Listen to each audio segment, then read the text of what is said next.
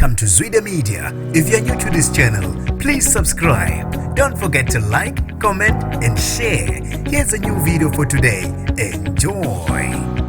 Kube usizi kanye nesihluku kulebana ngesihluku umfundi esikoleni ewelwa iplango eliwe phezulu. Nginibekelele ngiphinde nginamukele kuphinda kuphi lanibona khona le video. Mangoqala usijonele lelikhasi wamwelekela igama lami ngusibonga konke wakantando Mothanda ongangibiza intatheli eka YouTube. Ukulimale ngesihluku umfundi esikoleni kwaNongoma eMona Primary School ngenxa yesikole saphephuka sangalungiswa. Lo mfundi ukuthi uwele ucezu leplango ephakathi eklasini maqede lamshaya umbombo walimala kabi. Uphuthunyiswe esibhedlela ngokukhulu ukusheshsha.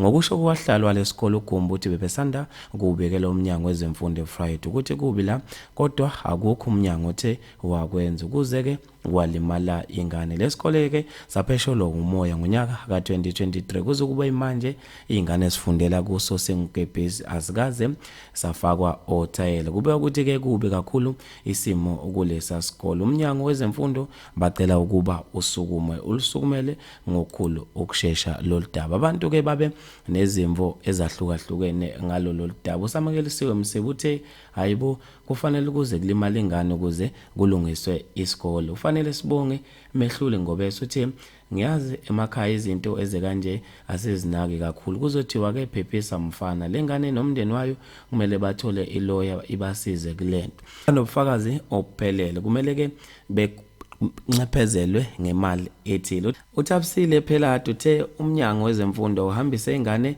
esibhedlela esizimele bengaze beyigila igoda esibhedlela sekahulumeni bayenze inkebenkebe yomthungo sengathi angasheshe aphola uBoy wabe sefaka ama-emoji tshengisa ukuphuka kwenhliziyo. Umbali sho nguthe nginesiqiniseko kuba abazali sebexhumane nomweli wabo ngokukhulu ukusheshsha ukuze bekwazi ukuthi bebophe uhulumeni banike izizombulu zemali. Phela lento le ibhlungu ngoba banabo ubufakazi obuphelele. Uvukele Ntshangase uthe hey yabona nje wabe sefaka ama-emoji akhalayo wathi aphephise umntwana bakithi umnyango uyeke ukuziba uma ubikelwa ngomonakalo uzozwa ke bazothi ke ngabatshelwa ngalutho. Bafethu maningi kakhulu ama-comment ngizofisa mina ukwazi ukuphala kwakho ngalolu daba khona lapha kwi-comment section. Mina nje ntathela YouTube sengiphuma kanje ngithi awungibambe evidweni elandelayo.